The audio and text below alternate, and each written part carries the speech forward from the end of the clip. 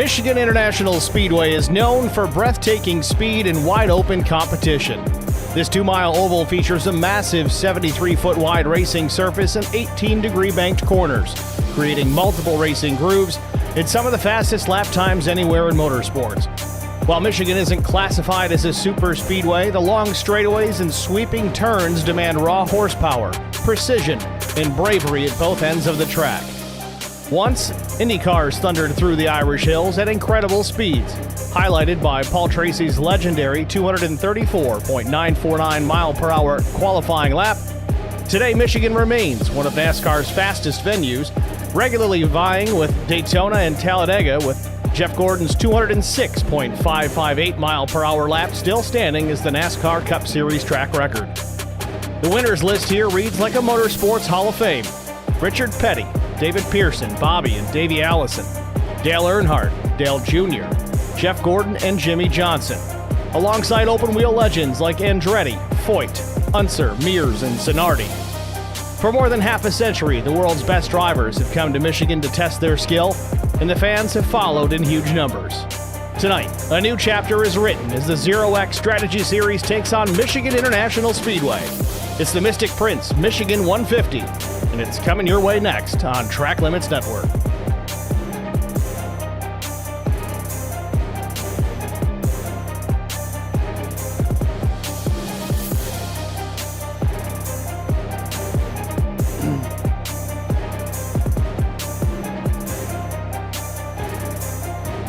Good evening, everybody. Welcome to the virtual Michigan Speedway playoff time here in the ZeroX Strategy Series. Practice just about wrapped up. Let's take a look here at those fast times. Ken Lowry, the fastest, to 37.805. Brandon Moore, Chris Stange, Vincent Short, and Michael Thorne, your current top 5 in the running order. Practice just about done. Couple of minutes or so before we wrap things up here and jump right into our qualifying session. Let's take a look at the race details coming into tonight. 75 laps will be the distance, 150 miles. A 65% load of fuel on board, 2 sets of tires available over the wall. No fast repairs, no safety net here tonight, and 1 attempt at a green-white checkered finish if necessary. Weather-wise, perfect day for racing. 71-degree ambient temps, 59% humidity, clear skies, a little breezy here in the Irish Hills, 19 miles per hour.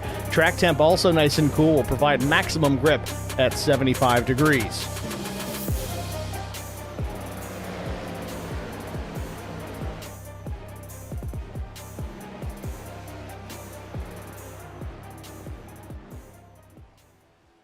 Just about 90 seconds left in this session before we see the black and red flags drop. And again, as we said, we'll get right into our qualifying session. 2 laps, 5 minutes, whatever surpasses first to set the field for tonight's Michigan Rustic Prince 150.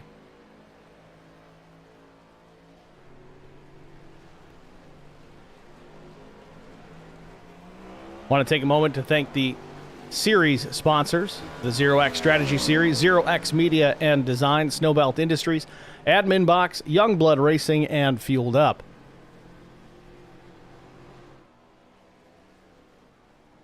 That 65% fuel load that we talked about in the open should result about a 30-lap run on a full load, give or take a couple of laps either direction. Really going to come down to how these drivers push down on that gas pedal while they're out there. Do they run in the draft? Are they going to be out front? A lot of factors will lead into that fuel savings. Michigan, relatively known for fuel mileage races, which to some people think, oh, that's boring. I want to see them door handle to door handle coming to the start-finish line. Well, you might see that too. But fuel mileage races can be exciting too, because you're just waiting for that last drop of fuel to be burned, and hopefully it's happening after the checkered flag.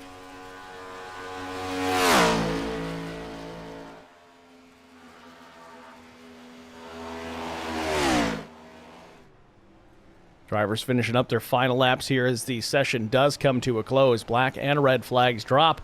Practice in the books, and though there's no points or anything for winning practice, Ken Lowry the fastest.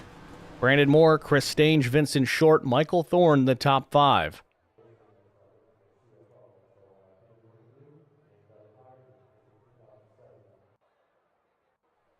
Well, it's time for qualifying. Michael Thorne happy about his practice effort, will head to the racetrack first to make his effort.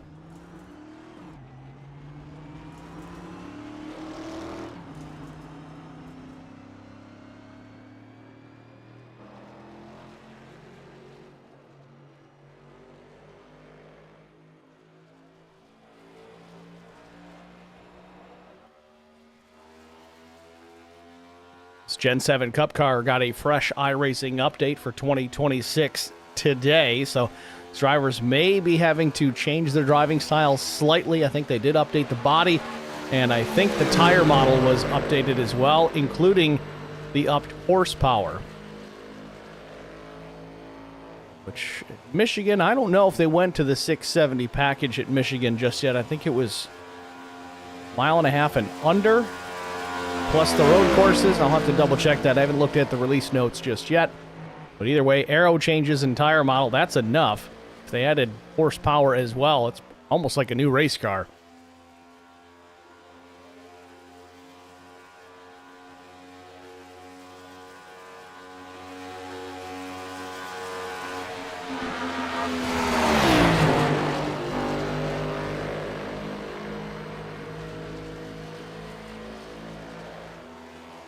Speaking of that iRacing update, it appears Derek Buckaloo unable to complete that update prior to the session going live.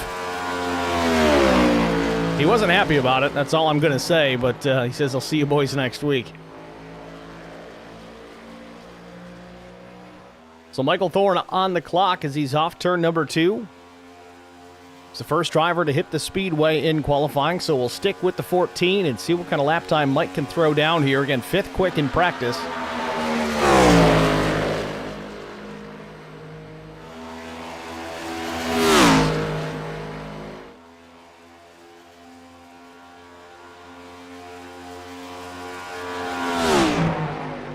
Thorne across the line, 38.814, puts him P14 for the time being.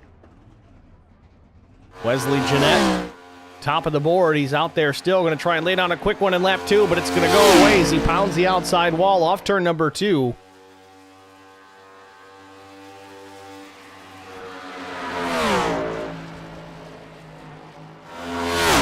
Tom Janikowski shown 3rd quick so far with a 326.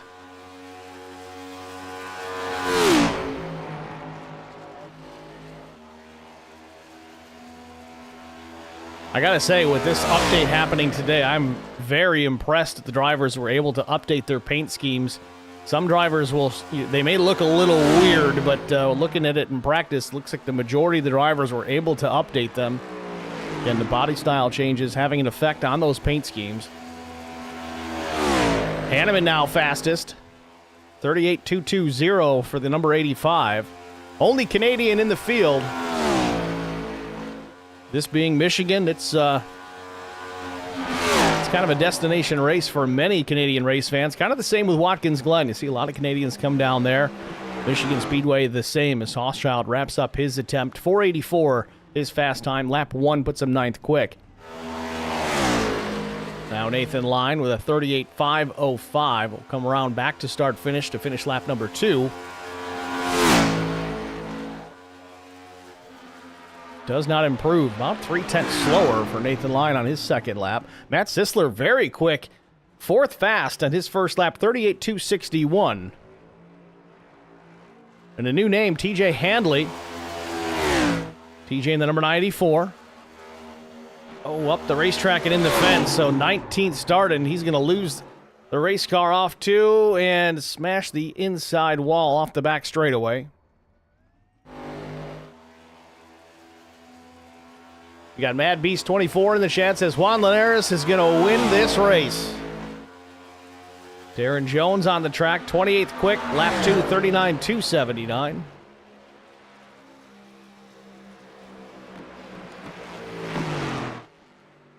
And that's going to wrap up qualifying. 15 seconds left on the clock, but it appears everybody's made their attempt.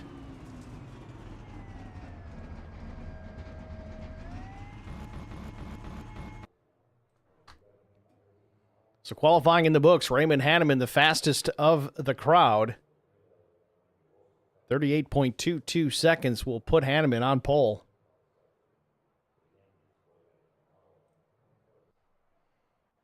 So with that, let's take a look at it. Our starting grid on the pole position with a lap time of 38.220 seconds. Our neighbor to the north, number 85 of Raymond Hanneman. Outside pole, the number 74 of Wesley Jeanette missed it by 1/1000th of a second. Row number 2 is Jason Blaney and Matt Sisler. Row 3 belongs to Tom Janikowski and Chris Stage. Row 4 goes to Johnny DePasquale and Kenneth Lowry. Lowry fastest in practice. Keep an eye on the 35 tonight. Blake Hochschild was 9th. 10th starter Carson Youngblood. 11th goes to the Track Bar Motorsports machine of Vincent Short. Nathan Line, the number 38 machine, will roll off 12th. 13th starter Austin Walton. Brandon Moore in the 3 will be 14th. He'll have to work his way through, but he's got the skills. Jim Treat will start 15th. Ben Smith will be 16th. 17th starter is Scott Stockel. 18th, Kerwin Marshall. TJ Hanley will start from the 19th spot. Tommy Pulte, 20th. 21st, Jason Aranchak. 22nd will be Austin Boyum in the number 54. Jackson West, 23rd. Michael Thorne. Disappointing qualifying effort for Mike after a fast time in practice. We'll see if he can work his way through. 25th is Chris Pieria. Don Canwright will start 26th. Juan Linares, last row in the field, will start 27th with Darren Jones to his right elbow. Shotgun on the field in the 217 Backwoods Mafia machine. Your starting grid here from Michigan Speedway. Getting ready to get rolling here momentarily.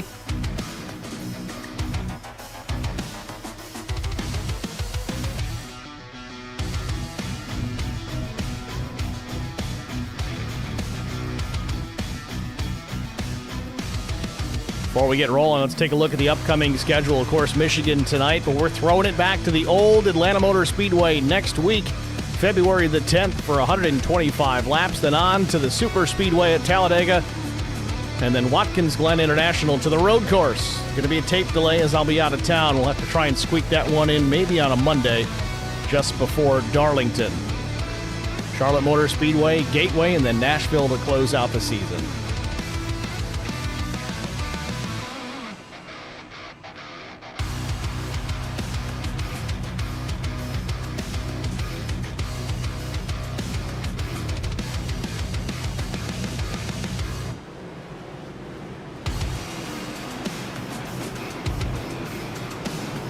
Field out of the speedway. One pace lap before we go green. We'll take a look at the race details one more time in case you missed it.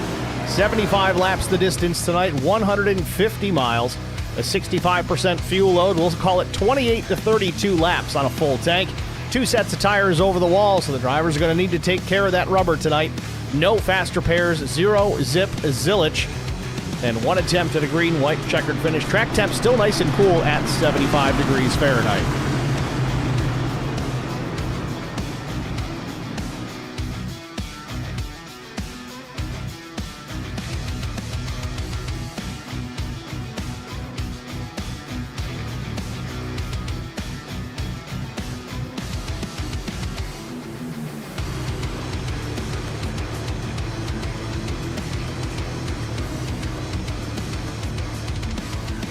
Pace car makes the left turn to head down pit lane as we get set to get this one underway. Raymond Hanneman, Wesley Jeanette, the front row, will bring him down to green.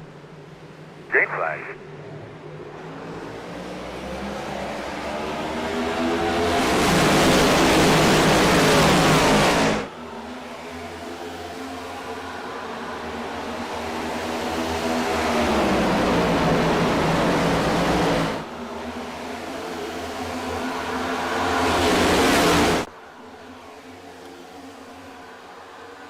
Hanneman leads him down the back straightaway from pole position. Jeanette in tow. Then it's Janikowski, Sisler, DePasquale.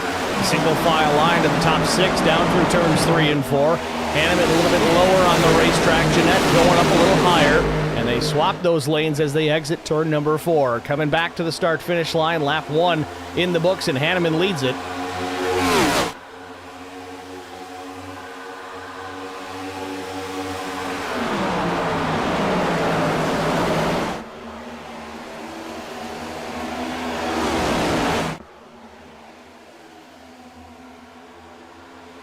Little shuffling back behind the top 5, and the caution is out. Jason Aranchak is around. Tommy Pulte may be involved in this as well.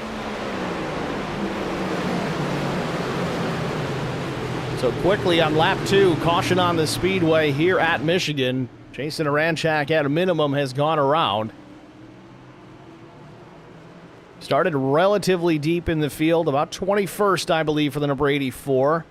Got caught up in something. It appeared off turn number 2, maybe just straight there on the back straightaway. Let's take a look what happened here to the 84. Got the replay queued up already. And the dreaded trees get in the way. See if we can catch another angle on this.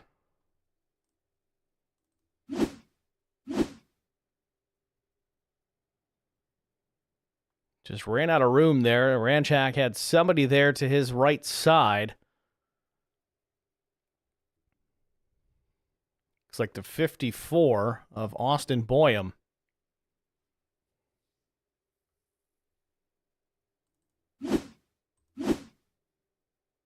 Just ran out of room. Boyum was all the way up into the fence himself.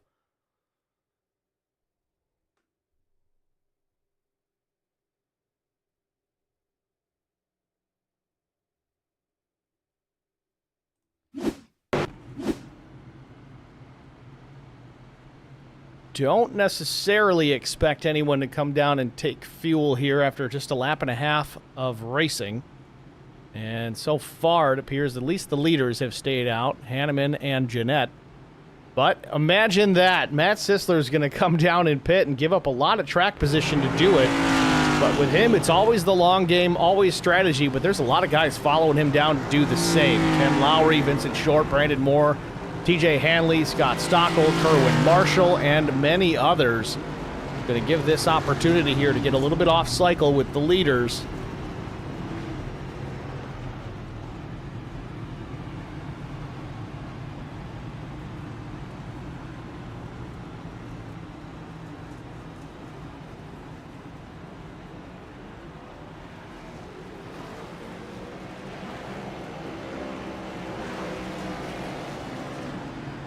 So that's going to shuffle the deck here as far as the field is concerned.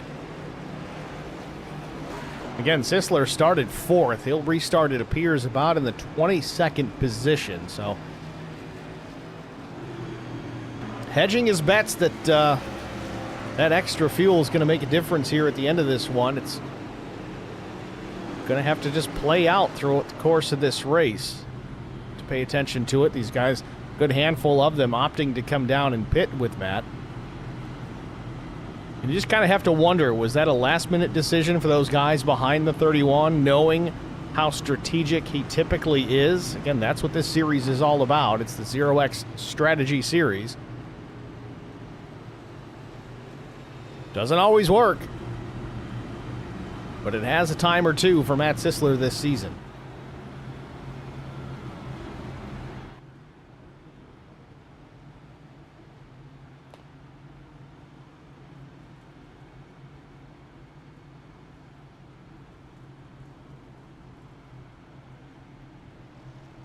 Should get the one-to-go signal as they cross the line this time.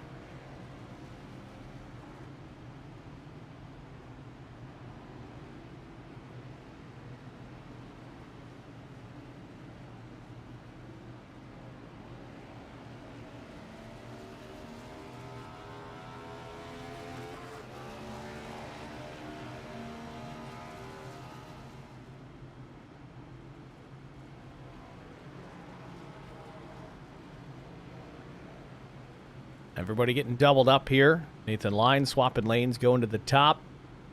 Trying to get this field bunched up 2 by 2 the best that you can. That way you kind of avoid that accordion effect that can happen on the restarts if you don't have everybody where they need to be.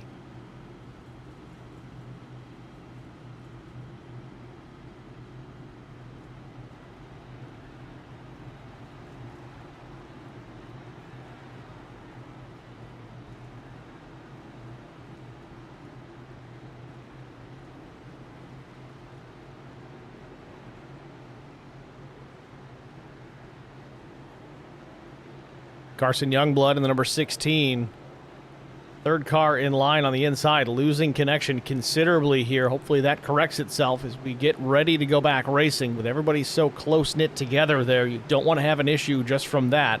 Pace car heads to pit lane. Green flag back in the air. And we're going to try it again.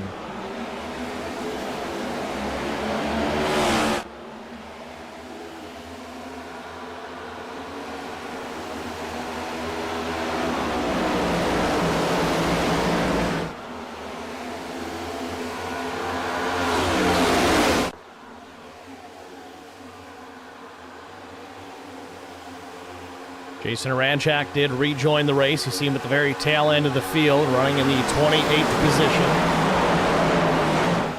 Did stay on the lead lap, so not all is lost for the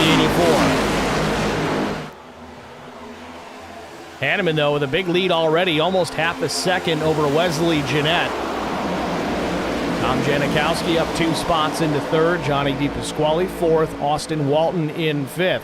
Carson Youngblood under fire here from Nathan Line. He got Hochschild on the bottom of the racetrack, the number 91. Big run for Youngblood down the back. The 9 of Walton will jump up the track. Going to be a big push there for the 9, sending him down into turn number 3.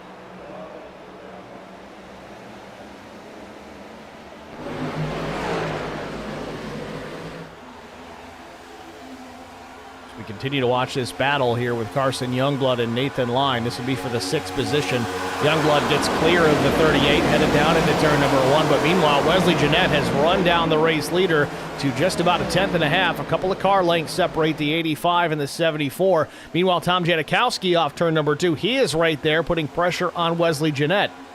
Behind them, they're side by side. It's Austin Walton. Well, he'll tuck back in now behind. Trying to keep DePasquale, that is, will tuck in behind for just a brief moment as he goes to the bottom of the racetrack. Still working on the 9 of Austin Walton.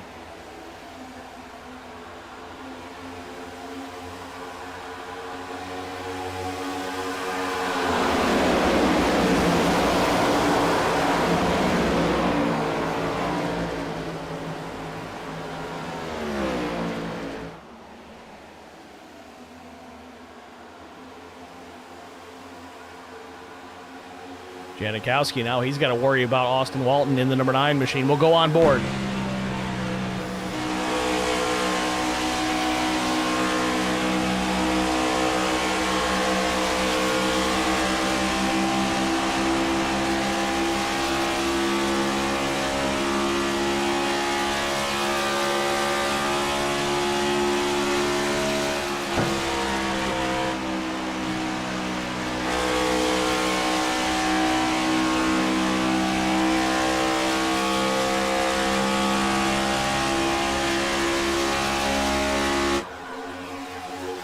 Top 2 still the same, but how long will it remain? Hanneman out in front. Jeanette was right to the back bumper all the way down the back straightaway into turns number 3 and now 4. Going to be interesting to see how these guys can set up these passes here. Track is definitely fast enough for the draft to come into play. If you open the door while trying to make a pass, if the guy behind you is close enough, he can kind of fill that gap. Almost free fall to the back of the pack if you're not careful. Oh, a little bit of contact with Walton and Janikowski off turn 4, and they're banging bumpers all the way down the back straightaway. Walton pushes Janikowski hard into turn number 3. He goes down to the low side now, swaps back up to the top of the racetrack on corner exit. Walton's still there to the back bumper. Awfully aggressive early, 12 laps in here at Michigan.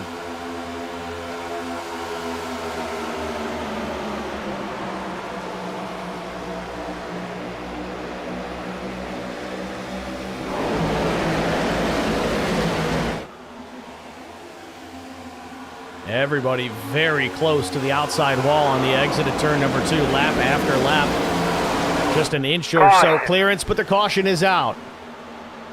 And Michael Thorne in trouble. On that card.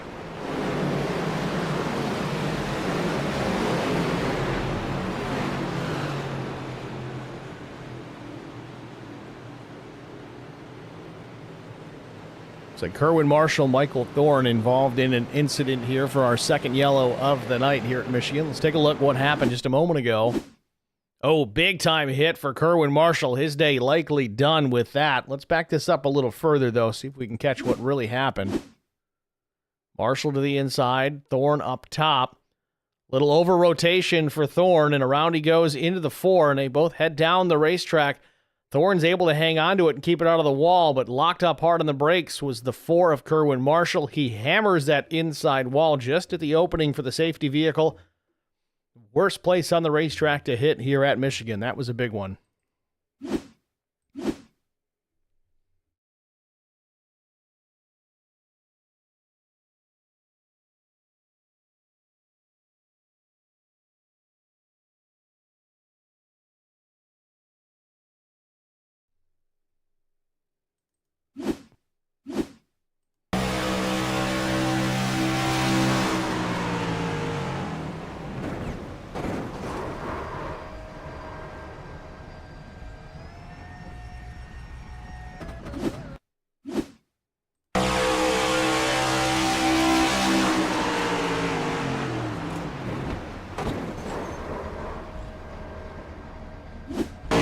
Ouch.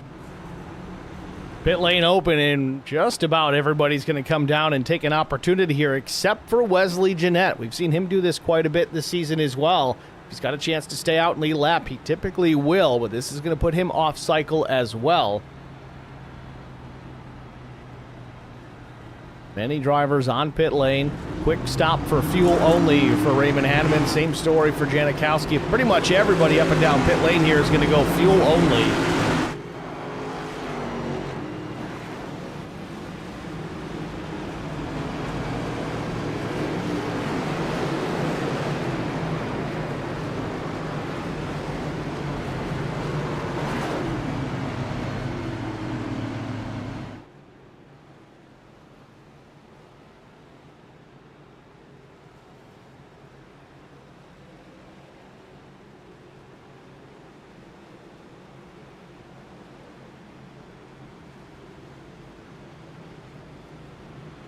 So the running order now will put Wesley Jeanette out in front, yet to make a single pit stop so far this evening. Raymond Hanneman, who's led them all up until this point, stopped for fuel.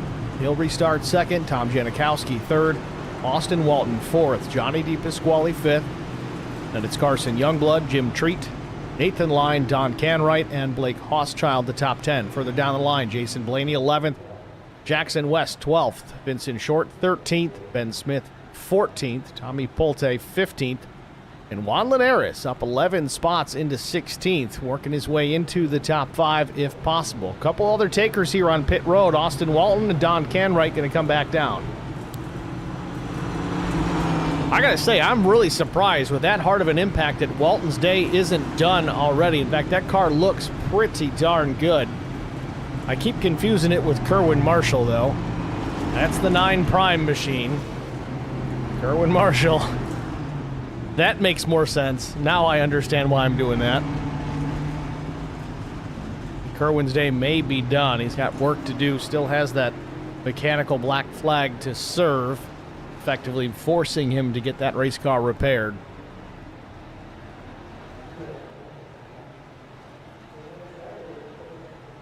Half a lap away from green. We're on the 1 to go. Front row will be Wesley Jeanette, Raymond Hanneman again. Row 2, Tom Janikowski, Johnny DePasquale. Row 3, Carson Youngblood and Jim Treat.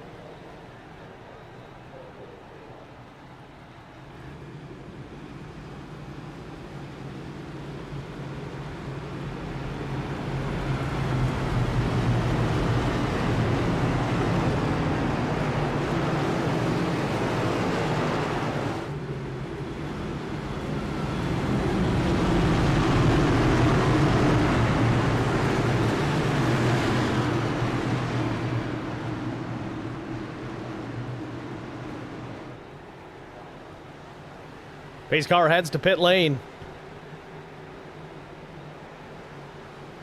Green flag.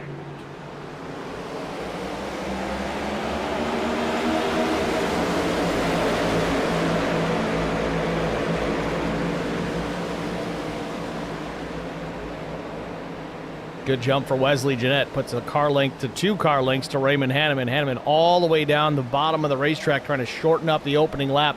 Not a bad way to do it on that first lap, as you're not carrying near as much speed as you do the next time by. Meanwhile, back in the pack, a battle with Ben Smith and Vincent Short. They're side by side, but now Smith takes the advantage into turn 3.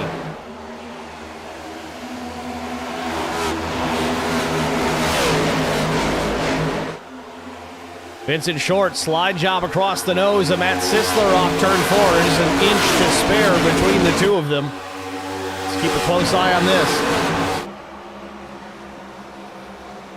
Ben Smith still bottom of the racetrack. Sisler backed off just a bit, trying to regather things, but now he's got to worry about pressure to the outside. Slams the door on the 35 machine of Ken Lowry. Another run for Sisler into 3.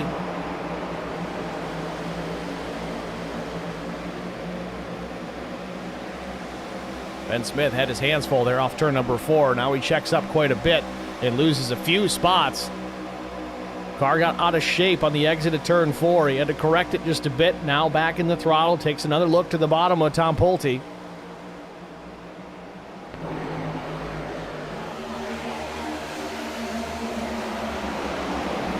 Oh, the 35 in the fence, and they come together. Ben Smith and Ken Lowry go around. Caution is out again. Get some fuel whenever you can, but doing a really good job. Tell me about your race car when you can. Looks like both drivers will survive this without any major damage. I don't think either one of them got into the wall too terribly hard. Maybe the 35 on the exit of turn 2, which I think, if I saw it correctly, is what triggered this incident. Let's go back and look.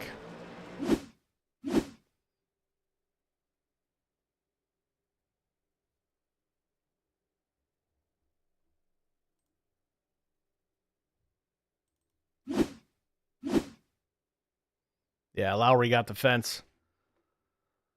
And then Smith just didn't have anywhere to go.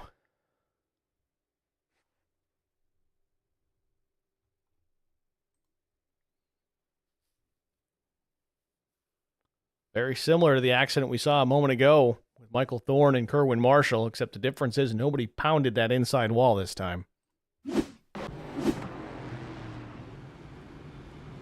Kerwin Marshall in the chat. All he says, ouch. Can't say I blame him. Just be glad we're in a sim.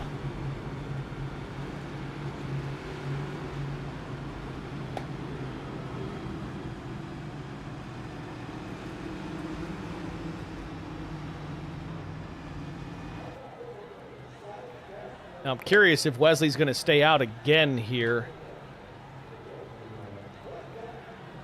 Get a bunch of cautions early. In some cases, things kind of clean up after that. So he's going to want to wait for a caution for that fuel if he can help it. But here comes some other drivers. Vincent Short's going to come down. Scott Stockel, Austin Boyum, Darren Jones, Chris Stange. We got a lot of takers again here for fuel.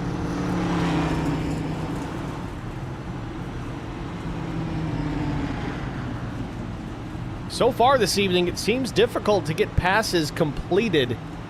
I don't know how much track position I'd be willing to sacrifice for this extra fuel. I mean, you might be able to make up some positions later on, but the deeper we get into this thing, the more track position is going to matter.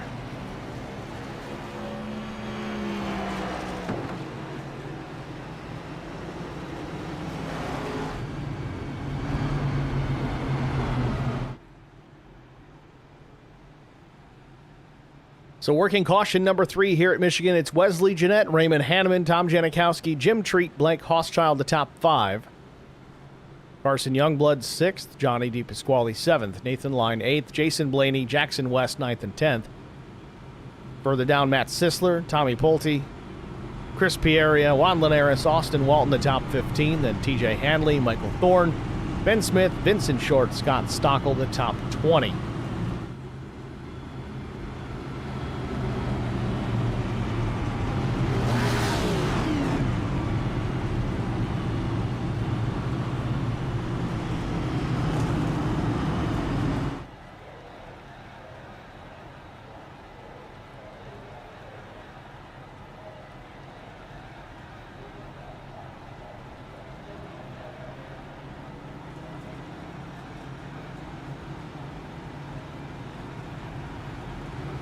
Now we're on the one to go. We do have some more takers on pit lane. Scott Stockwell, Chris Stange, Don Canrider come down and top off again.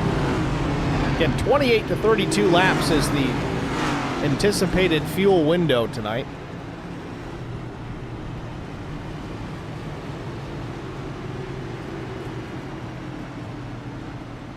With that math, you're still going to need to make at least one more stop before this one's over. Guys might be trying to gain a little bit of insurance here in case we do end up with a green-white checkered finish.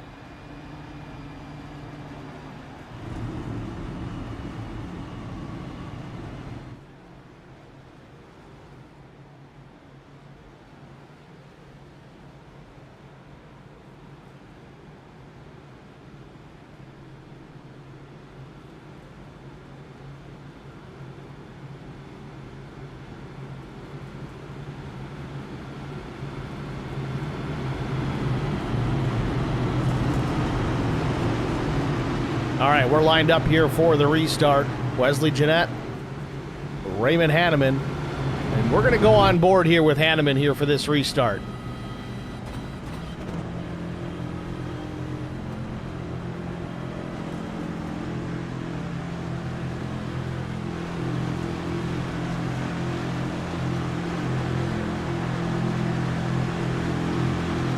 Green flag, green flag. Honestly, a good jump for Hanneman. He'll tuck right in behind Wesley Jeanette as they roll down turn number 1. See if he goes to the low side again as he did on the restart. Almost flat out, still flat out the bottom of the racetrack. There's a lot of grip down there. He's going to have a run down the backstretch as Jeanette gets the wall.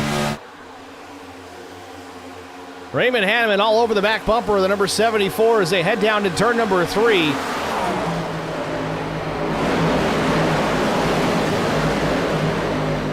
Jeanette hangs on to the race lead. I really thought Hanneman would have had a run there into turn 3, and we might have trouble again. We do. Caution is out. How's the drive in there, homie?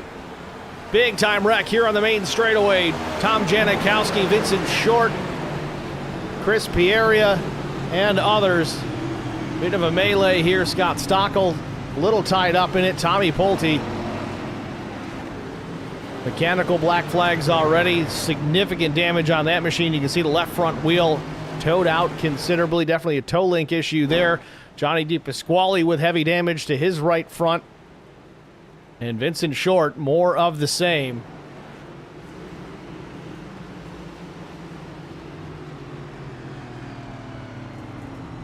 So does Wesley Jeanette make his pit stop now, or is he just going to wait this out? Honestly, with all these cautions, he could continue to wait.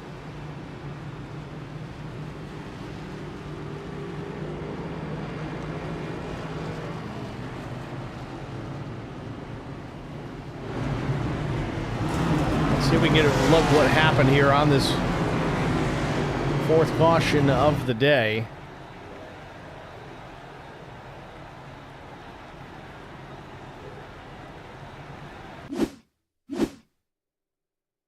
Started up ahead with Tom Janikowski, and big time hit for DePasquale on the right front. Almost got through it. Austin Walton bumper cars, then through the grass. Matt Sisler through the grass. You see Pieria going up the track. He gets clipped by Pulte.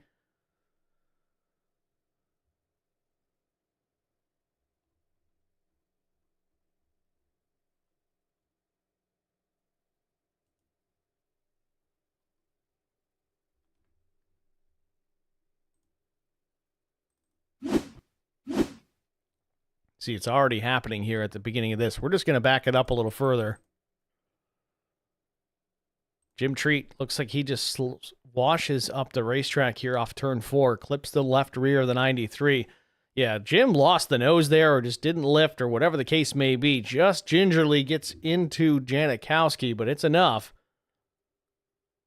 Hochschild squeaking by on the outside. Carson Youngblood the same. Blaney the same. Not going to be so lucky for Johnny D.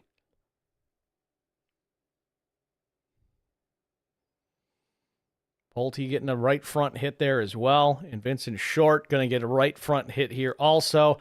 Man, Janikowski, just a ping pong ball there here at the start-finish line. Everybody getting into him. Tom Janikowski in the chat says 9 minutes of damage. I'm surprised you can even fix it at this point. You got hit 4 or 5 times.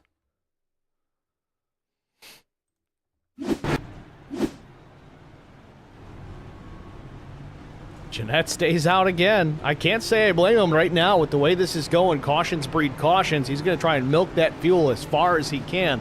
This really works to his advantage at this point because the longer he goes, the later he can make that pit stop. That'll make the final stop of the race that much shorter, especially if he opts to go fuel only.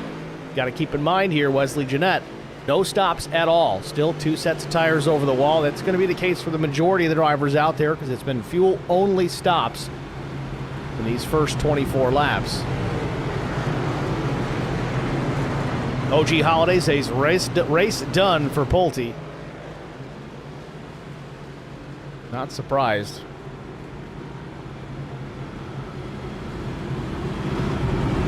Likely the same story for Johnny D. Vincent Short, Kerwin Marshall's out still from his big hit off the backstretch.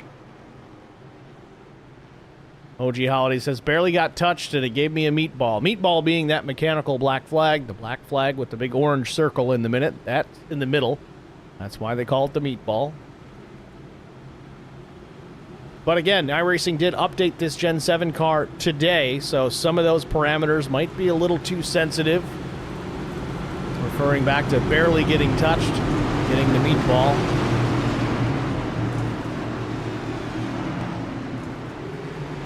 We'll try it again here. 2x2, ready for the restart.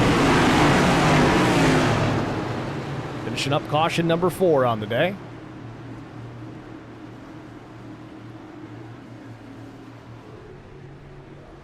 Pace car is in.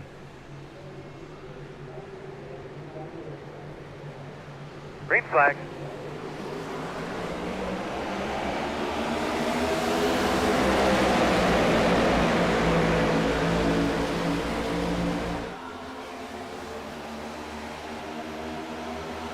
Good jump for Wesley Jeanette, but now Hanneman's under fire from Blake Hochschild. Blake to the bottom of the racetrack in that 91 blue and white machine. Can't stay there alongside. We'll tuck back in now in front of Carson Youngblood. Jason Blaney working his way up. He's in the 5th spot, but down the back straightaway, Hochschild getting pushed all the way into turn number 3 by Carson Youngblood.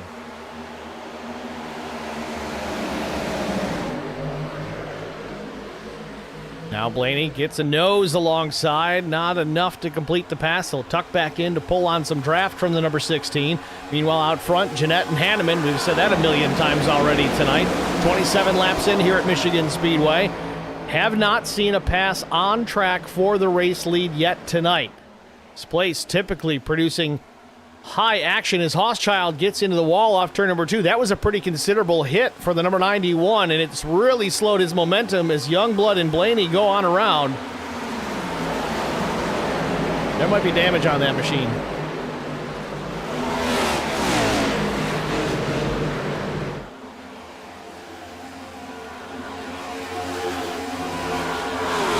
Visually looks okay, but it's hard to see under the fenders. See if there's some suspension damage to the Hochschild machine. Back out front, though. Battle for the lead is on. Jeanette and Hanneman still. Jeanette running his fastest lap of the day, a 38.06, about 0.06 quicker than Raymond Hanneman. That's not much, folks.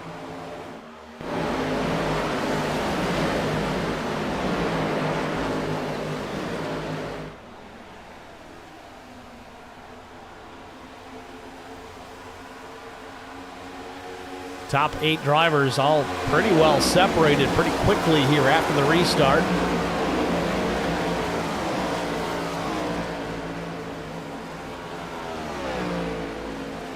Hochschild has fallen from 3rd back to 7th after that pretty hard smack to the outside wall off turn 2 a couple laps ago. Now has Chris Stange in the rearview mirror along with Ken Lowry, who's had his own incident tonight but managed to keep it off the wall for the most part. And Brandon Moore back in 10th. Meanwhile, Lowry putting pressure on Stange. Stange swashes up the racetrack while Lowry goes all the way down to the apron, trying to shortcut this D shape in the D oval here at Michigan Speedway.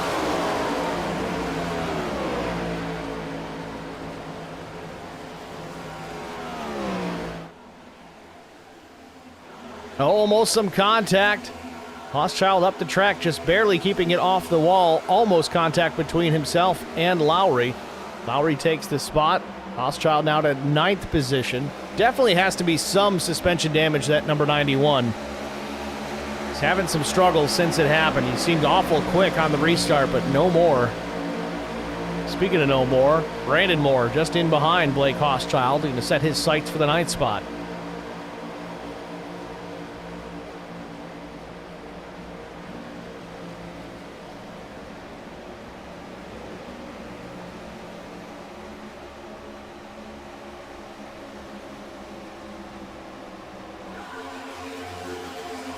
Meanwhile, back out front, same view, same running order, same story. Jeanette with the lead, Hanneman second. These guys are pretty evenly matched, and unfortunately, it seems to be a product of the car. These Gen 7 cars, they produce such a wake, they dump a lot of dirty air out the back of the race car onto that trailing driver. It seems that even if you're quicker than the leader, you can't really complete that pass. We're almost halfway here at Michigan, and we have yet to see a pass for the lead get completed at this point of the game.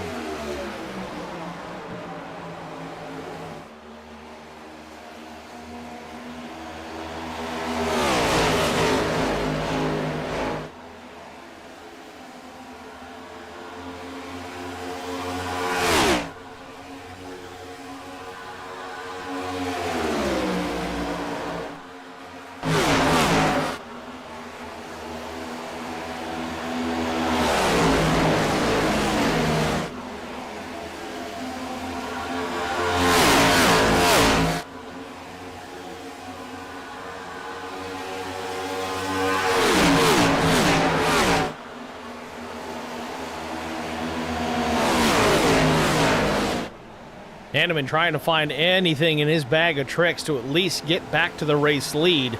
Seems to be once you're out front, you have a significant advantage. Obviously, clean air on the nose of your race car makes you able to maneuver a little bit better, but now Hanneman pushes the 74 Jeanette down into the corner, gets him a little crossed up on entry. Hanneman there to the outside. He's clear off of turn number 2 and takes the top spot. Lap 34, a pass for the lead. Hanneman back to the point.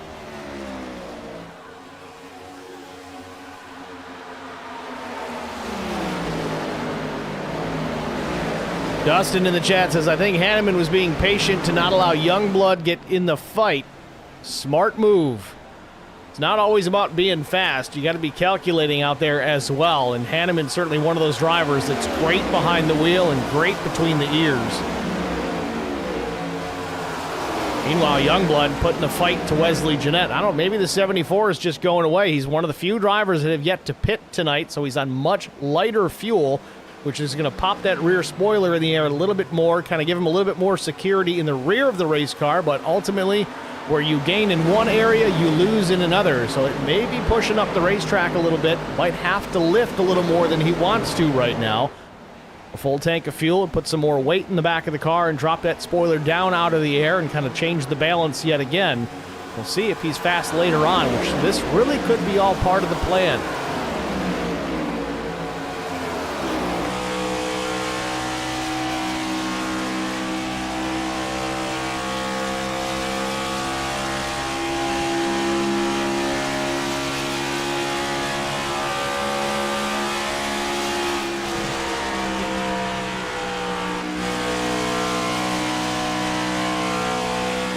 Carson Youngblood really applying pressure here.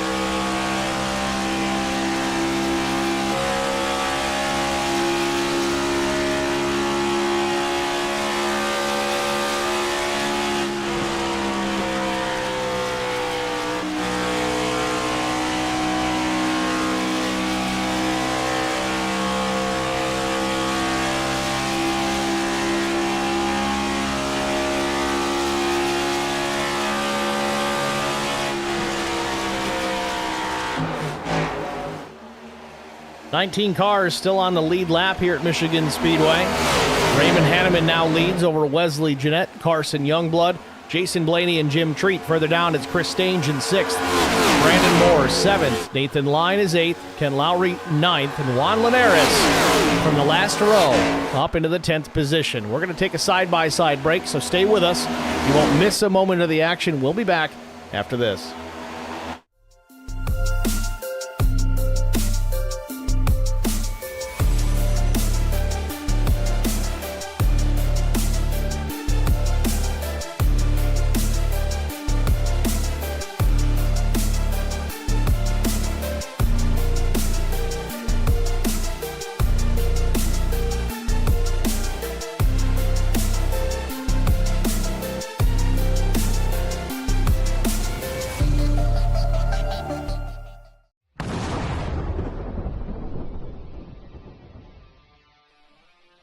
Spartan Transportation and Spartan Logistic Management is your one source for all your shipping needs. 53-foot dry van shipments, auto transport shipments, full-service in-house brokerage, drop-lot facilities, just-in-time deliveries to all auto manufacturers, facilities in St. Louis, Missouri, Kansas City, Missouri, and Indianapolis, Indiana. Spartan Logistics, LLC, proud sponsor of the IROC Series, Kyle Steffens UMP Modified and Silver Crown Driver, and Gordy Gundaker, World of Outlaws late model. Visit us at spartan-logistics.net or find us on Facebook.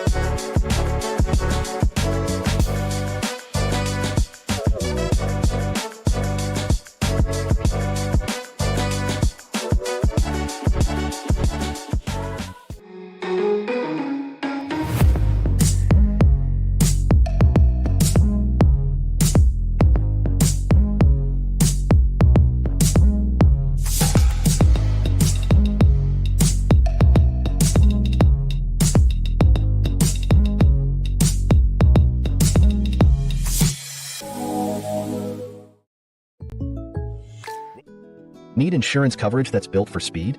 Frank Yea's office in South Charleston has your back. Whether you're blazing down the highway, protecting the home you've built, or setting up a legacy for your family, we've got the coverage you need. Auto, home, life, fast, simple, and made for you. Scan the QR code on your screen now to explore all our services and start a free quote today. Lock it in, save it for later, or call us at 304-744-7700 to get started.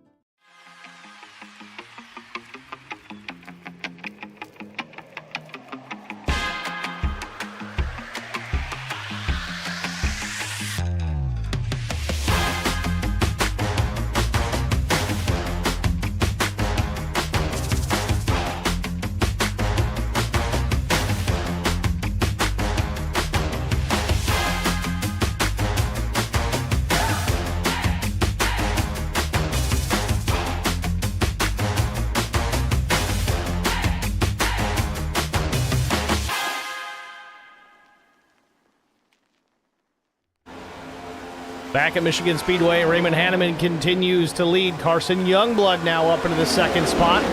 Big story here, Wesley Jeanette, front runner, now shown back in the 19th position.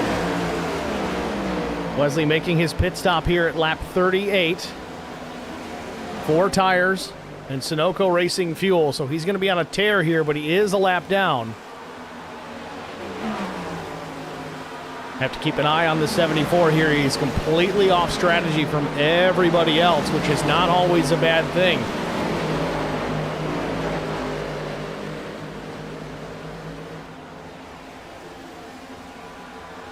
Now Carson Youngblood trying to run down Hanneman. Youngblood a little bit faster than the last time, about a tenth or so plus quicker than Raymond Hanneman the last lap. Let's go on board with the number 16.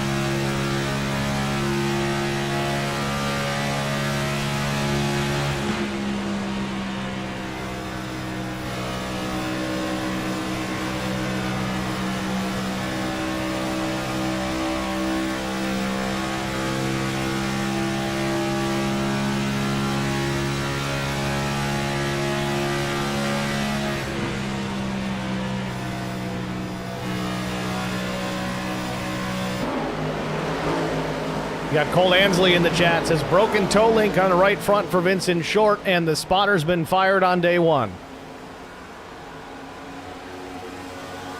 Vince is tricky like that. He'll bring you back.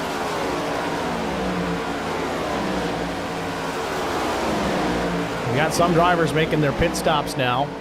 Yeah, a lot of drivers out there on alternate fuel strategies, and we've seen this race after race this season. Everybody's got their own idea of what's going to work out best for them in the long run. It's kind of like gambling, but you don't know when those cautions are going to fall. I mean, you ask any crew chief out there, it's like, I can tell you when to pit at every single race as long as you tell me when the yellows are going to be.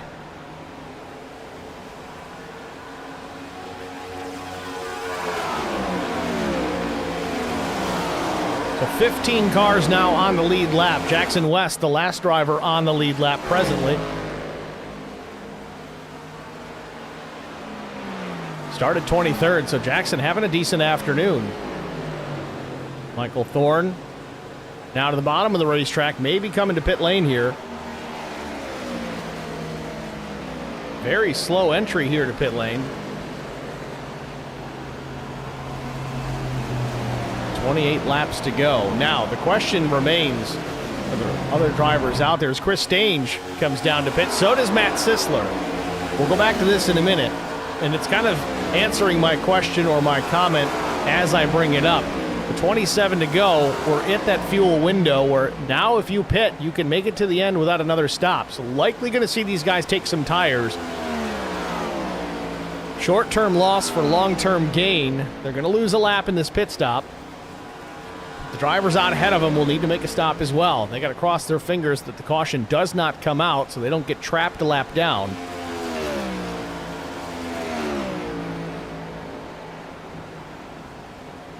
Stange is going to beat Sisler out, beat him in.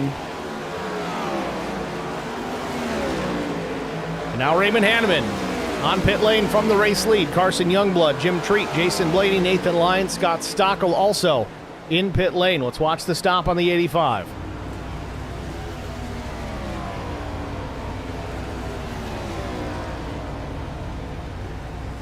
Right sides for sure. Looking at the 22 of Blaney in behind him. Little right front damage that he's now getting fixed as the car is up in the air, getting right side tires. Race fuel going to go 4 tires in fuel for Blaney. Same for Hanneman as he's down and away. Good stop. 14.70 seconds. We got Ken Couch in the chat saying, hey, Steve. Ken runs in the PSRA Open ARCA Series with us on Sunday nights. Lone Star Racing.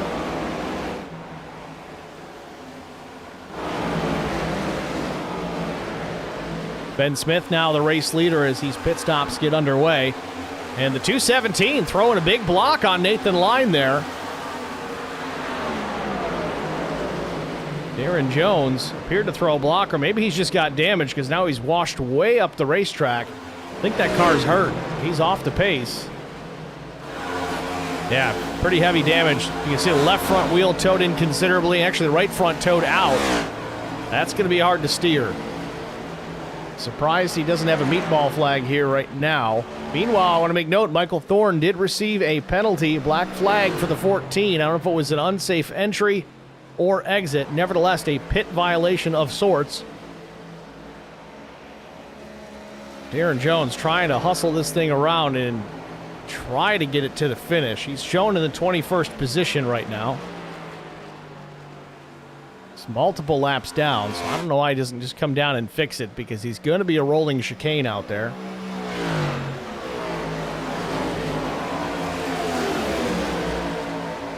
Last lap for Jones was 6 seconds off the leader's pace.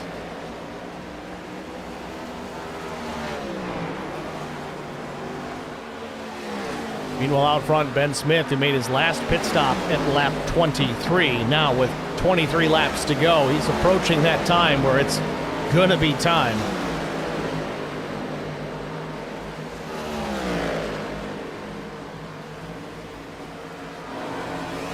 So now with this cycle of stops, we're showing 11 cars on the lead lap. Those drivers are Ben Smith, Brandon Moore, Raymond Hanneman, Carson Youngblood, Wesley Jeanette. That's the top 5. Then Jim Treat, Chris Stange, Matt Sisler, Jason Blaney, Nathan Line, the top 10, and just outside the top 10 in 11th, Ken Lowry, last car on the lead lap.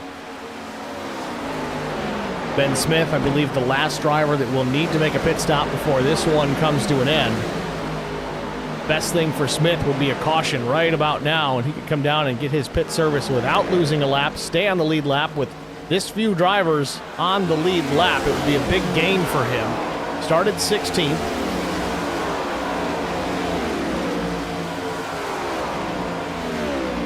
Meanwhile, this is second and third. Brandon Moore in the third spot, and Hanneman trying to do something with him. This will eventually become the battle for the race lead, so Hanneman wants to get this done sooner than later.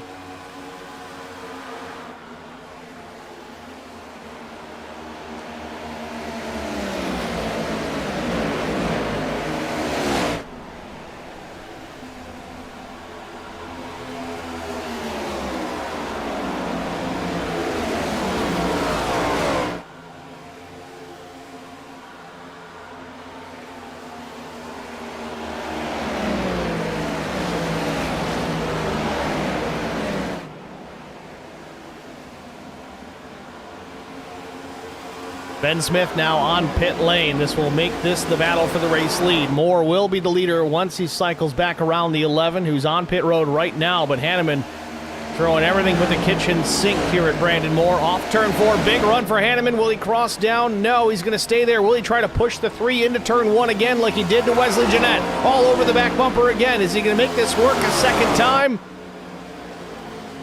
Goes to the top. This is how he did it before, but Brandon Moore, I think, was prepared for it. Big run for Hanneman off turn 2.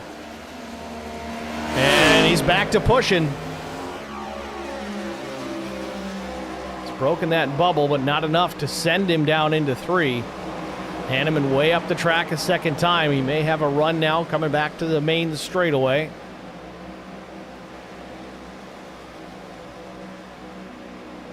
Got Sandra Nielsen back in the chat. Hey, Johnny D, hang in there. 21 to go. Do the best you can.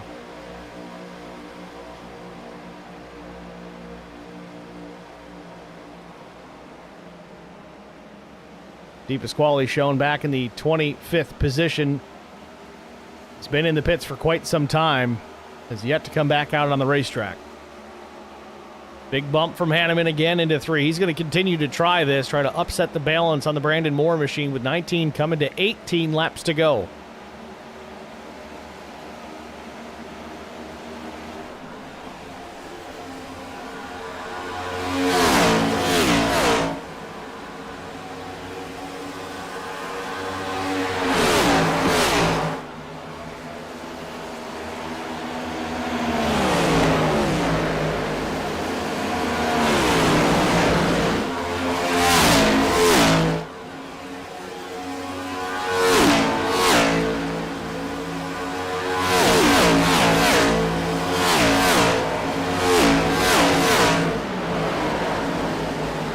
Moore and Hanneman still throwing haymakers at each other. Hanneman's got the faster car, it seems, right now, but the lap times don't really show it. Moore just 1/100th of a second slower the last time by. Does it change this time by? They ran the exact same lap.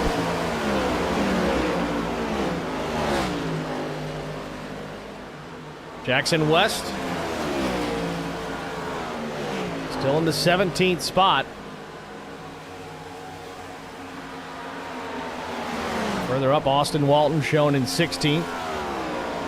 Like Hochschild rounding out the top 15. Had a real fast car. He was battling up in the top 3, but got the wall. I think he may have hurt the race car. Meanwhile, as these two battle it out, Carson Youngblood running them down.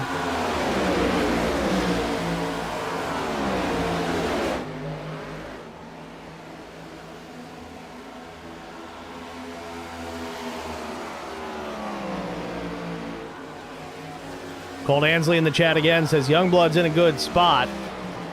I've been the P3 car fairly recently, and it turned out pretty good. Dustin in the chat now. I don't know, Steve. 2 teammates up front could be working together to keep Youngblood back, with Moore still needing to pit.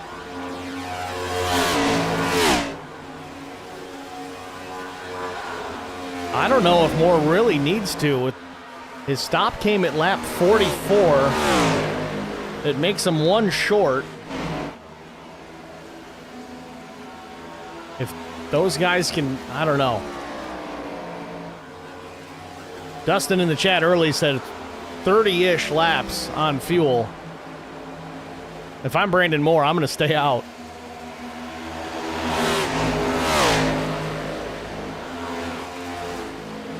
But that's the other side of the coin. Two teammates out in front with Brandon Moore questionable on fuel. How close does Hanneman get to that back bumper late in this race? If that thing coughs in the middle of the corner, it could ruin both of their days.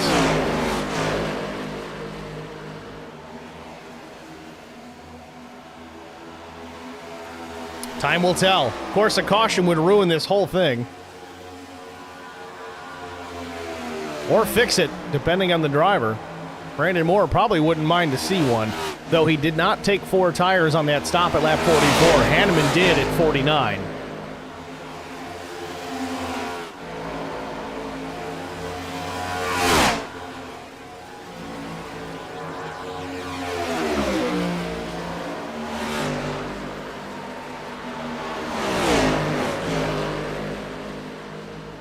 Dustin in the chat again said, "This is what it's all about. Loving it." And I want to make note of that. Of course, Dustin is not only just the race admin, but he's also the league owner, kind of administrates this entire series, kind of sets these races up to be strategy races. That's why they call it what they do, the strategy series. Does a great job with it.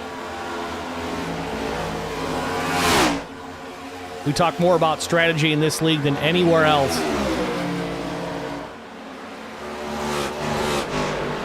Cole Hansley in the chat says 30 to 33 laps on fuel. Again, Colt's in here. He was spotting for Vincent Short, so he's in the session as well, watching what's going on as Hanneman pushes Moore down the backstretch. But I got to wonder here, is Hanneman pushing Brandon Moore here down the straightaways just to help him lift off throttle just a touch to save fuel?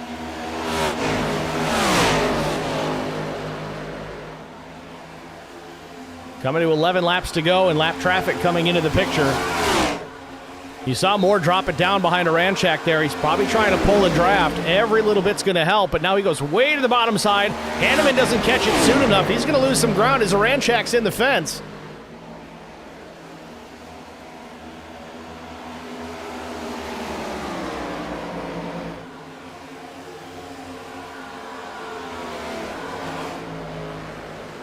Now Chris Pieria up the racetrack. He'll let the leaders get on through without incident.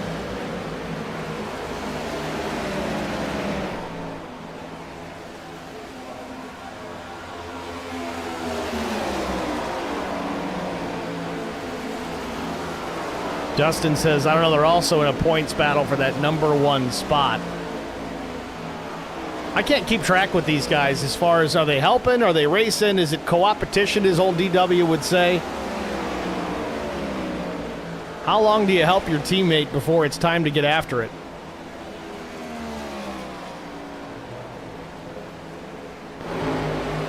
Now Hanneman up the racetrack again. He's changing up his lane. Moore washes up, and Hanneman with another run off turn number 4, coming to 9 laps to go.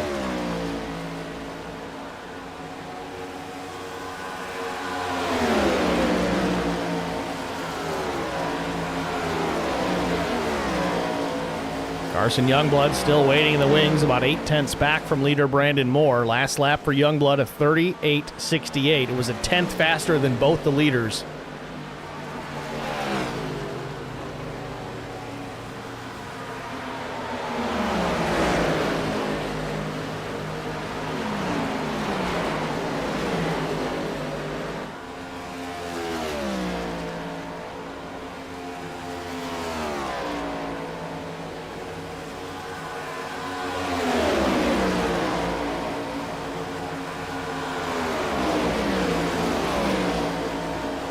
Cole Ansley in the chat asking about Brandon Moore. Brandon pit at lap 44. Hanneman pit at lap 49. Same for Carson Youngblood.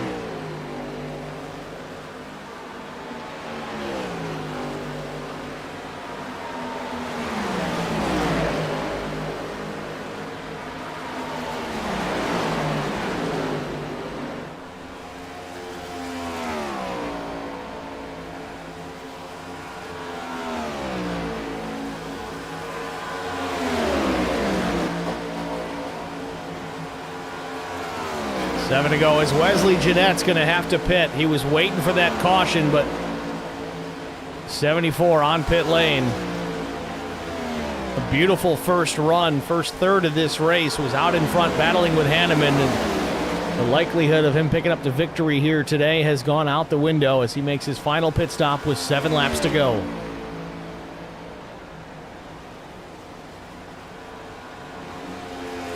Meanwhile, Austin Boyle making a comment in the chat. He ran out of fuel, and he had to tow at pit entry. Oh, that hurts. Just wish you could roll these things in on the starter motor, but I guess not.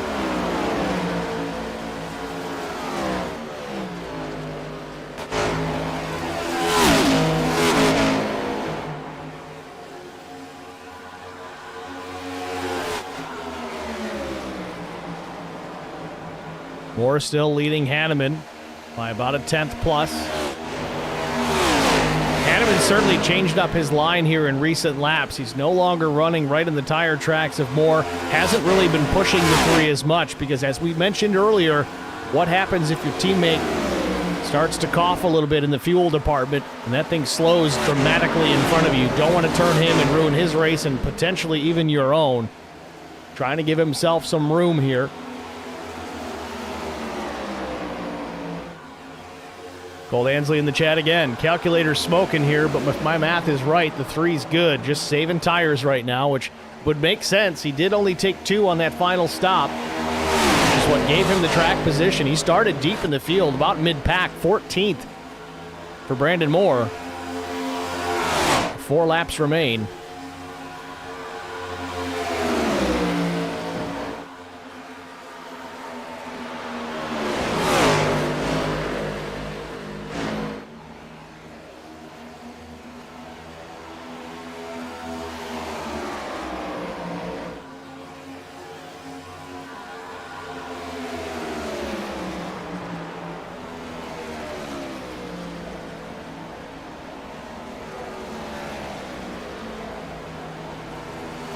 Moore just drifting way up the racetrack there, using every inch of asphalt.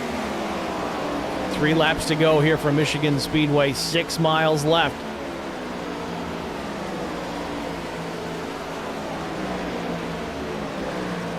Top 5 still Brandon Moore, Raymond Hanneman, Carson Youngblood, Chris Stange, Jim Treat. Further down, Matt Sisler in 6th. Then Jason Blaney, Ken Lowry, Nathan Line, Ben Smith, the current top 10.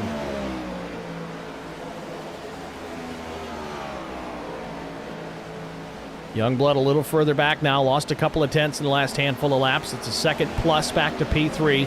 Now it's 2 laps to go for Brandon Moore.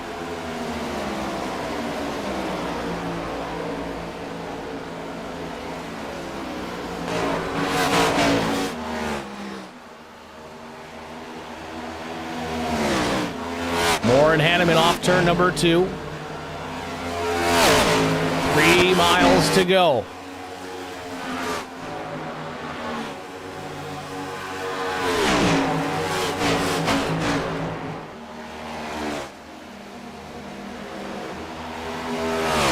Moore on the decider lap, coming to the white flag, trying to pick up a draft. There it is, final lap here from Michigan.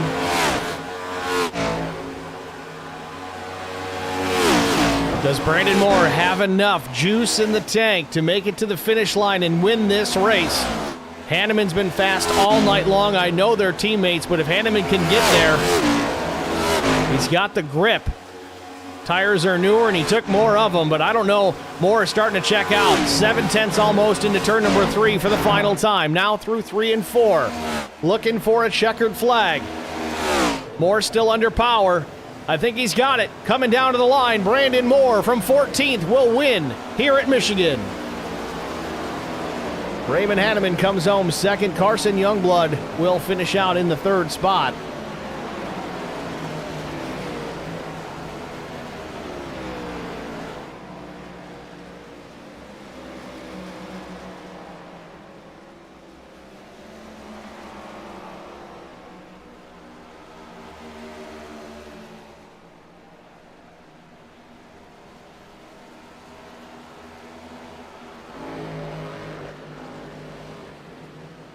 or just cruising back around here. I think he's got enough fuel left for a burnout.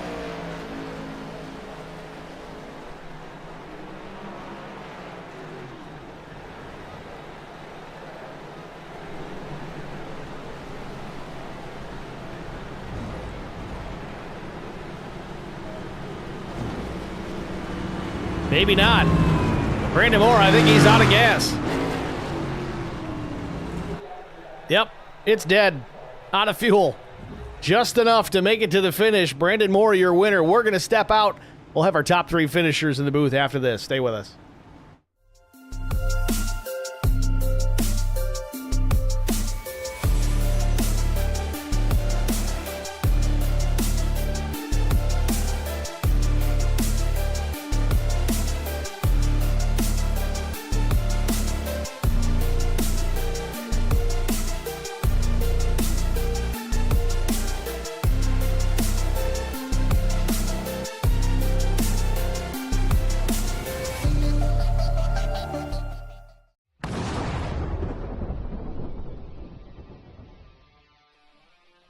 Spartan Transportation and Spartan Logistic Management is your one source for all your shipping needs.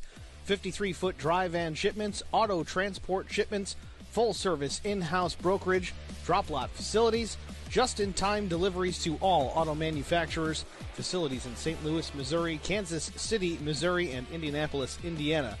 Spartan Logistics, LLC, proud sponsor of the IROC Series, Kyle Steffens UMP Modified and Silver Crown Driver, and Gordy Gundaker, World of Outlaws late model.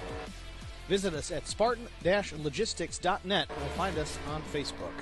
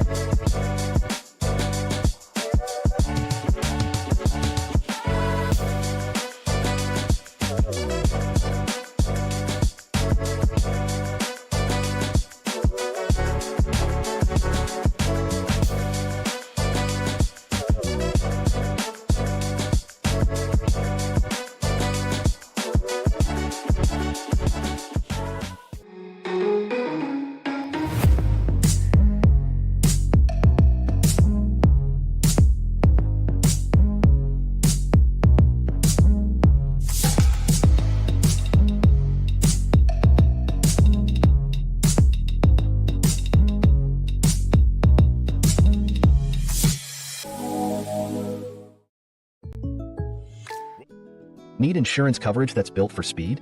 Frank Yea's office in South Charleston has your back. Whether you're blazing down the highway, protecting the home you've built, or setting up a legacy for your family, we've got the coverage you need. Auto, home, life, fast, simple, and made for you.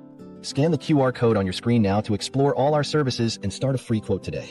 Lock it in, save it for later, or call us at 304-744-7700 to get started.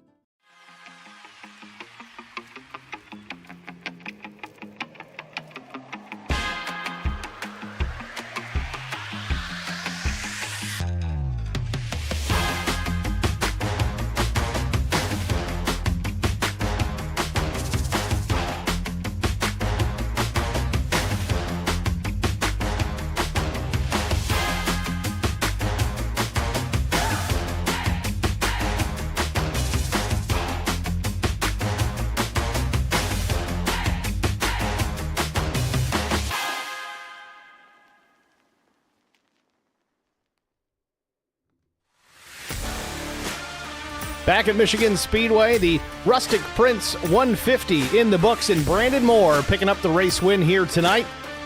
Holding off teammate Raymond Hanneman there at the finish. They both ran away from Carson Youngblood at the end. Let's get a word with our race winner, Brandon Moore. Brandon, it's Steve with Track Limits Network. You got us? I got you, buddy. Brandon, congratulations, man. 14th to the win. I think it was a two-tire strategy on that final pit stop. Not only were you able to hold off Raymond Hanneman there at the end and obviously make the fuel last to the very bitter end, but also started to run away from him at the end on those 2 tires. Walk us through the decision to take 2 versus 4. Was it all track position related? I mean, when it boils down to it, it really was. And, you know, I was looking at the left sides. They weren't wearing that all too bad. And, you know, they say, you know, if you follow the leader, you're going to follow the leader. And considering where the leader was, you know, he was probably, I don't know, 5-6 seconds up the road. I was like, we're going to take 2, and then hopefully we get the overcut, we take the lead, and we hold it. And we somehow managed to do that. So it's pretty cool. Well, did a job well done with it. We saw quite a bit of, I guess you could even call it bump drafting, even though we're here at Michigan Speedway, between you and Raymond Hanneman there in that last run to the finish. Was that about fuel save? Was that trying to get away from Carson Youngblood? What was the strategy there between you and the 85? It was mainly just trying to keep it between, you know, me and him. We was trying to bump draft away and, you know, take care of each other, and then, you know, race for it towards the end. And, you know, we got our 2 cars, you know, 1-2, which is what we was looking for, and it was a good result for us. Good result, certainly, as we go into the old Atlanta Motor Speedway next week. That place is going to chew up some tires. I think we're only 2 sets for the rest of the season, so you guys are really going to have to be mindful about not sliding those too terribly much. How do you prepare for a place like Atlanta and a place that's going to chew up tires the way that place does? I really enjoy old Atlanta, you know, which, you know, I think it's the, you know, the best Atlanta. But just mainly not overdriving the car and taking care of the right front tire, and you know, just trying to maintain it to the end. Should be a fun race to watch. Well, Brandon, we're certainly looking forward to it. Job well done here this afternoon. Who do you want to shout out to before we let you go? I just want to thank all the sponsors, thank the broadcast booth, thank all the admins, thank my teammates, thank Raymond for working with me and giving some good pushes and keeping us ahead, and look forward to having similar results hopefully next week at Atlanta. All right, Brandon. Well, congratulations. Thanks for talking to us. Good luck next week. I appreciate it. Thank you. Brandon Moore, your race winner here at Michigan Speedway. Next, we'll talk to teammate Raymond Hanneman. Had a very fast race car here tonight. Put it on the outside front row. Wasn't able to take that top spot there at the very end either. So, you know, he started this thing on pole position. Hanneman was P1. He finishes second. So let's get a word with the driver, that number 85. Raymond Hanneman, it's Steve with Track Limits. You got us? Got a copy. Raymond, congratulations, man. I know it's probably not what you were looking for. This place is tough with this Gen 7. It seemed like at least once a car got out front, it was very difficult to complete the pass. You could build runs, get alongside, but really finishing it off was tough. We saw you pull it off against Wesley Jeanette once on the outside by pushing him down into the corner. May have tried that with Brandon Moore, maybe a little passively considering he's a teammate, but walk us through this race. Was there anything else you could have done differently to get around Brandon Moore at the end? I mean, I probably should have just played my cards right, at like hindsight, right? We had a couple runs off the top line. We could have just passed. I wanted to have separation between P3 and P4 just to kind of solidify a 1-2 and race for it out in the end, and lap traffic didn't really help. Nothing to their fault either. We're all running a race, right? So they're just taking my lines and changing things up and getting more into that dirty air, heating the tires up, and by the time I thought I had a shot, it was just, we had not enough laps left. It was just too much. A little too late on that one. Certainly an impressive run nonetheless. Second place, not a bad way to start off this championship run. We look forward now to Atlanta Motor Speedway, the old Atlanta Motor Speedway. We're not super speedway racing. We're managing tires next week. How do you prepare for that place? I mean, pretty much what it's been all year, kind of just you're running lines to keep that nose clean and keep the dirty air off of it, making sure you're backing up your entries and just running consistent lap times. Find a rhythm in practice this week, making sure you're getting your laps in, and then we're pretty much just putting it back into the race format, and I think anyone will have a good shot next week. All right, Raymond. Well, job well done here tonight, man. Who do you want to thank? I got to thank girlfriend for supporting like she always does. I got to thank all the teammates, Bryce, for coming back out and spotting again this week. It was a big help. I got to thank you and all the fans watching. Appreciate every single person that watches and all the competitors out there. I know it's playoffs, so I know everyone's getting a little dicey on some of the moves we're making, but it's making for a lot of fun racing. So appreciate everyone for keeping clean on track. Got to thank Dustin. Got to thank Eternal Racing, Dubby, Fueled Up for letting me race. All the drivers over there, Clark Heating and Cooling, Swift Home Buyers, Admin Box. There's a lot to name, but I think that's the gist of it for this interview. All right, Raymond. Congratulations again, man. Thanks for talking to us. Good luck in Atlanta. Awesome. Thanks, man. Appreciate it. Raymond Hanneman, runner-up here at Michigan Speedway. Next, we'll talk to hard-charging Carson Youngblood. Started in the 10th spot, drove it up into a third-place finish. Get a word with the driver of the number 16, Carson Slideways Youngblood. Carson, it's Steve with Track Limits. You got us? Carson, it's Steve with Track Limits booth. You there? In 4, how are you? We're doing good, Carson. Congratulations, man. We were just talking about it. 10th place to top 3. A strong run here tonight. Seemed for a bit at the end you were running those leaders down, but they eventually started to drive away. What could have been different? Was it strategy or just raw pace that made the difference tonight? Yeah, I definitely think we had the pace. I had fun. It was a good race. I feel like me and my ZeroX guys, we had the right strategy. And I feel like most of us had pretty good pace. Just right there on that last pit stop, Raymond ended up coming out right behind Brandon Moore, and I was just barely out of the draft. So I feel like when I was gaining on him, I was getting him in the corner. I feel like I had the pace to be up there and race with them. I just didn't have the straightaway draft. They would pull me down the straightaway, and I wore my tires out trying to catch them without any draft, and they just kind of got away at the end. Well, you hang on to a third-place finish nonetheless, and speaking of wearing out tires, that's exactly what we're going to be doing next week at the old Atlanta Motor Speedway. A little different next week compared to this. Obviously, tonight seemed to be that fuel was the biggest concern for everybody, but tires do matter here, but not so much here as they do at Atlanta. What's the best strategy at the old Atlanta Motor Speedway to hang on to those tires to make it all the way to the end on just 2 sets over the wall? Yeah, no, it'll definitely be a tricky track. You're gonna have to be really careful. You can't drive into the corner too hard, get tight, or get loose. You just got to be real gentle and easy with your inputs. Slow off the gas, slow on the gas, and just gentle steering, just to keep the tires underneath you. Well, we're certainly looking forward to it. Old Atlanta is a favorite of mine to call races at because there's so much to talk about as far as who's saving, who's got the car to handle the way they want it to, so they don't slide it up the racetrack, nose or tail. It doesn't seem to make too much of a difference one way or the other. You're wearing something out. Carson, a job well done here tonight. Third place finish. Who do you want to thank? Yeah, of course. Thank you. I got to thank my Lord and Savior Jesus Christ for everything he does for me. You guys for putting on the broadcast. All my ZeroX teammates, Youngblood Upholstery, Southern Premier Contractors, the Dickerson Group, ZeroX Media Design, Compass, and yeah, Youngblood Custom Diecast. We're doing a trophy for the overall points champion, so I'm excited for that. Yeah, just everyone that helps put this league on. Very good. Carson, congratulations again, man. Thanks for talking to us, and good luck down in Hotlanta. Appreciate it. Have a good week. Carson Youngblood, third place here at Michigan Speedway. That'll do it for the interview portion of tonight's broadcast. Let's take a look at our race results. Of course, we talked to Brandon Moore, your winner, Raymond Hanneman, Carson Youngblood, the top 3. Further down the line, Chris Stange was 4th. Matt Sisler drove it up to a top 5 finish. He'll be credited with 5th. Jim Treat was 6th. Jason Blaney 7th.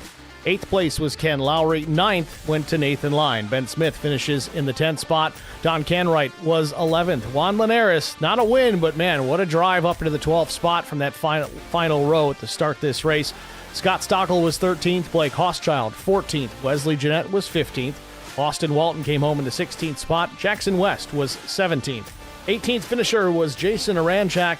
A wreck early, but hung in there and still drove it back only 2 laps down. Michael Thorne was 19th. Tom Janikowski, after a big wreck, still hung on for 20th. Austin Boyum was 21st. 22nd went to Darren Jones. Chris Pieria was 23rd. TJ Hanley 24th. Johnny DePasquale in a wreck as well. He finishes 25th. Tommy Pulte was 26th. Vincent Short, broken toe link. He's out 27th. Kerwin Marshall with the biggest hit of the night off the backstretch. He'll finish last in the 28th position. With that said, congrats again to Brandon Moore picking up the race win here tonight at Michigan Speedway. Thank you guys all for tuning in the stream chat.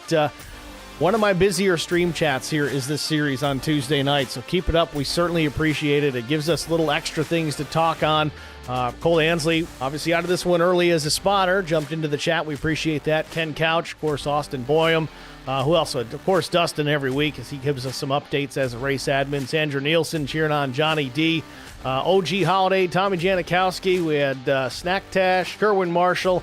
We had a lot of people in there tonight. Thank you guys for continuing that.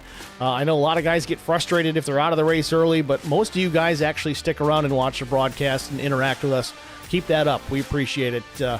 Also, if you haven't already done it, like, follow, share, subscribe, hit that thumbs up. That makes a big difference. It really pushes these broadcasts out to some fresh eyeballs that may not have seen what we're doing over here at Track Limits Network and at the ZeroX Strategy Series. So help us out there. We do appreciate it. With that said, congrats again to Brandon Moore picking up the race win here tonight.